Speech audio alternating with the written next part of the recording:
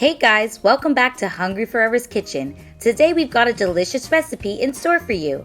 Super easy to make, this mocha pudding will have even beginners cooking like a pro.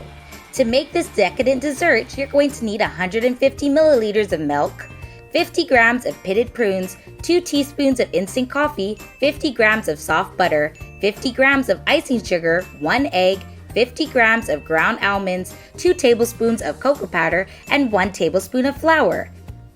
Let's get started.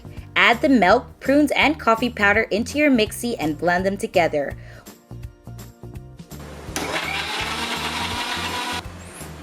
Once they form a smooth mixture, add the butter, sugar, eggs, almond, cocoa, flour, and a pinch of salt, then blend them together again to make a thick batter. Once this is done, cover a cake pan with butter paper and pour your batter into it. Don't forget to smooth out the batter with your spatula.